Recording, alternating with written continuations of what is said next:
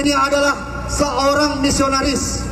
Intolerannya dia karena dia melakukan doktrinisasi pada orang-orang yang lemah.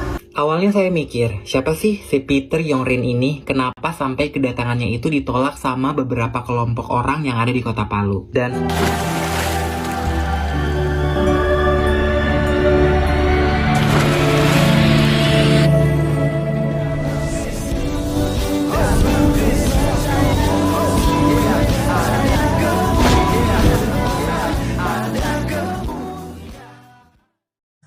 Bismillah Abi wal ibni wal ruhil kudus illahu wahid. Salam alaikum bisam Yeshua HaMashiach. Selamat bersejahtera di dalam nama Tuhan Yesus Kristus untuk kita semua. Teman-teman sekalian, pada kesempatan kali ini kita akan mendengarkan satu edukasi dan sekaligus ya untuk membungkam kaum intoleran yang ada di kota Palu beberapa waktu yang lalu, yang menolak seorang pendeta yang bernama Peter Yongrin yang dari Kanada. Ya teman-teman sekalian, dia ini datang ke Indonesia ya untuk menjalin persahabatan dan juga membuat KKR, tidak membuat doktrinisasi dan juga tidak memaksakan orang-orang Islam untuk masuk ke agama Kristen. Tetapi teman-teman sekalian ya, kaum intoleran yang sesungguhnya di Indonesia, mereka bangkit teman-teman sekalian.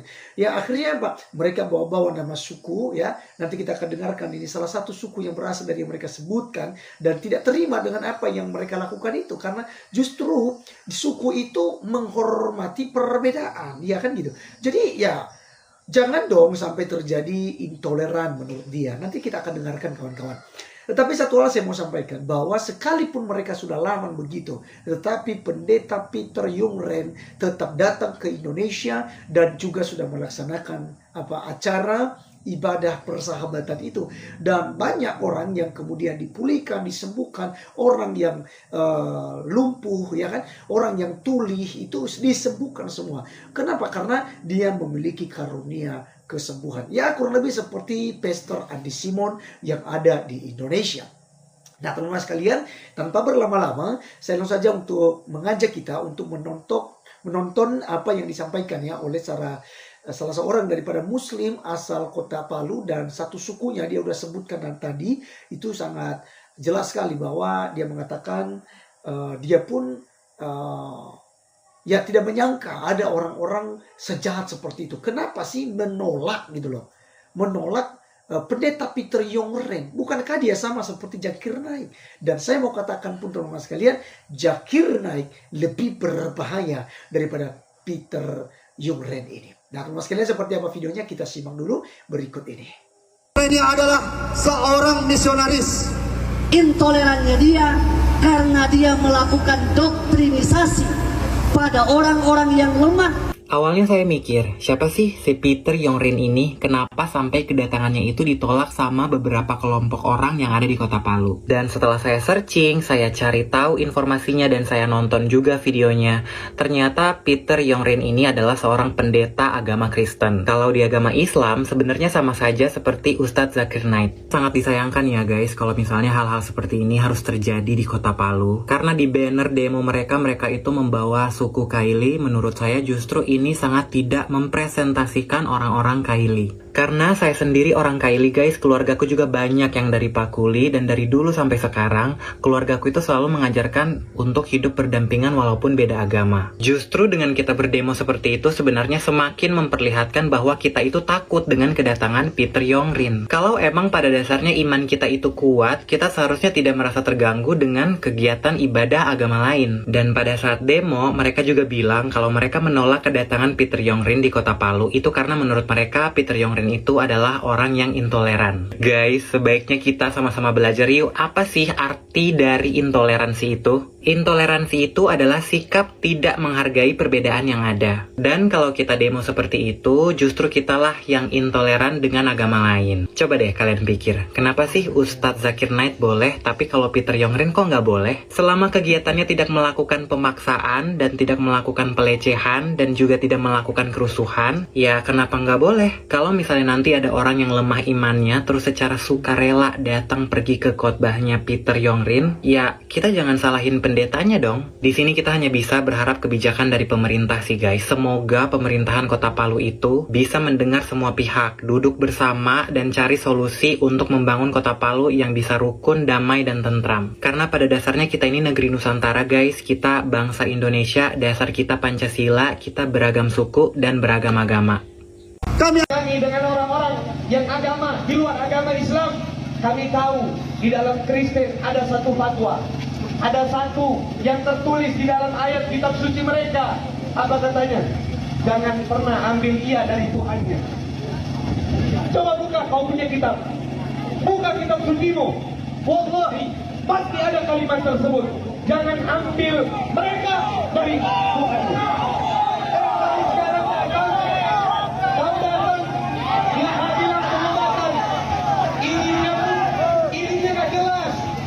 Ini acaranya nggak jelas. Ini acaranya awal doa bersama berubah menjadi pengobatan massal, berubah lagi jadi seminar. Negara Indonesia dilandasi oleh hukum dan Undang-Undang 45. Dan kami duduk di sini, berdiri di sini, hadir di sini untuk menegakkan daripada hukum tersebut. Hukum ini tercoreng. Hukum ini, konstitusi kita lagi tercoreng. Terus Anda, bapak-bapak yang hadir, sering kami lihat di beberapa kantor mereka tertulis NKRI sampai mati. NKRI harga mati, betul tidak Bapak? Betul tidak Bapak? Tunggu dulu, saya tanya dulu. NKRI sampai mati, betul Bapak? Betul? Bapak-bapak polisi bisa jawab. NKRI harga mati, betul? Betul?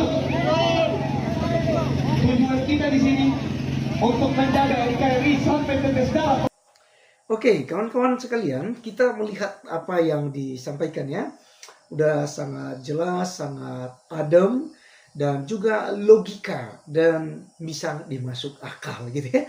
Jadi justru dengan tindakan mereka melakukan penolakan ini menunjukkan bahwa mereka ini sebenarnya intoleran gitu loh. Menunjukkan bahwa mereka ini lemah iman juga gitu loh. Kalau yang itu mereka khawatirkan, nanti takutnya orang-orang yang lemah imannya lalu akan ikut murtad, akan ikut dalam acara itu umat Islam. Ya ini saya pikir adalah bukan haknya mereka, itu hak prerogatif daripada individu-individu yang beragama Islam.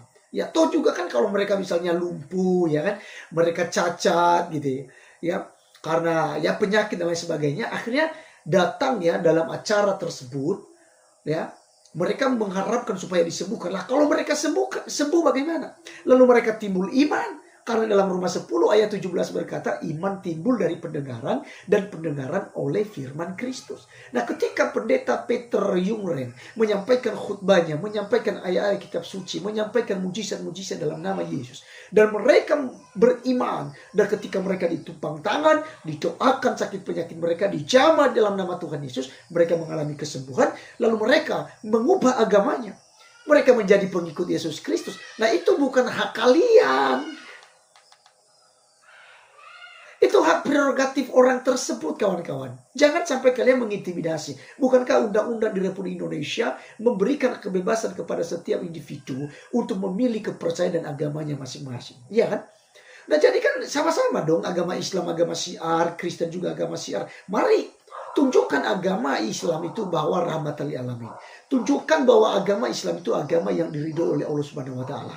Tunjukkanlah wajah Islam yang sesungguhnya itu seperti apa, sehingga orang akan tertarik dan mereka akan masuk ke agama Islam. Udah sesimpel itu. Jadi saya setuju dengan anak muda tadi kawan-kawan ya, bahwa tidak perlu kita saling bermusuhan. Kita memang beda, dan sampai kapanpun kita juga akan tetap berbeda. Tidak akan sama. Bahkan ya Nabi kita berbeda, Tuhan kita berbeda, silsilah ya tentang keagamaan kita berbeda. Ya. Lalu apakah kemudian kita di Nusantara ini karena perbedaan itu lalu kita saling berkelahi, saling menghina, saling menjelekan? Kan tidak. Mari kita sama-sama, mari kita dengan santun ya, untuk membangun hubungan dengan yang beda agama dengan kita. Jangan fanatik ya, Jangan gara-gara sesedikit haram ini, haram itu, segala macam. Itu fatwa ini, fatwa ini. Ini yang membuat kita terpecah belah. Kawan-kawan. Coba bahasa mereka tadi itu. Ya seakan-akan dia sudah mengerti kitab suci. Bukankah di Alkitab itu ada gini-gini dan segala macam. Mana ada kalimat yang Anda bacakan itu, Pak? Jangan ambil mereka dari Tuhan. Jangan ambil mereka dari Tuhannya. Dari mana itu kau dapat ayat? Hah? Anda ini seorang ustadz atau seorang dai atau apa? Atau gus atau mungkin Anda sebagai ulama atau gimana? Saya nggak ngerti deh. Sampai Anda mengutip itu tapi tanpa ada menunjukkan sebuah literasi atau dalil dari ayat itu. Anda kata baca kitab sucimu baik-baik. Ya saya sudah tiap hari baca Alkitab saya kok. Saya tidak pernah menemukan kalimat yang Anda sampaikan. Ya. Jadi Anda dusta. Demi apa? Membenarkan tindakan bobroknya kalian ini. Ya, demi membenarkan aksi kalian yang kalian lakukan itu. Dan itu adalah sebuah keburukan di mata masyarakat Indonesia, kawan-kawan. Ya, jadi yang setuju dengan cara kalian itu hanya orang-orang yang ngawares, hanya orang-orang yang tidak paham tentang keberagaman, moderasi beragama yang ada di Republik Indonesia ini. Ya. Jadi sering dikatakan kandrun-kandrun gitu loh. Ya. Jadi teman-teman ini sangat miris sekali ya. Mereka menolak pendeta Peter Yongren dan mereka menuduhnya sebagai intoleran. Ya di mana dia mengganggu Islam? Di mana dia membahas-bahas ayat Al-Qur'an? Ya kan? Berbeda dengan Zakir Naik seperti yang disampaikan oleh anak muda tadi, kawan-kawan. Kalau Zakir Naik datang ke Indonesia 2017 itu difasilitasi oleh wakil presiden, ya disiapkan tempat, dihargai, dijunjung tinggi, dihormati begitu ya. Walaupun ajaran yang dibawanya adalah mengupah-upah ayat-ayat Alkitab, mencocok-cocomologi ayat-ayat Alkitab, menghina Tuhan kekristenan. Ya, itu udah jelas. Dan sampai hari ini Zakir Naik kemana-mana dia pergi dakwah selalu memojokkan kekristenan. Itu yang dibilang intoleran. Kenapa sih tidak ajarkan Islam saja?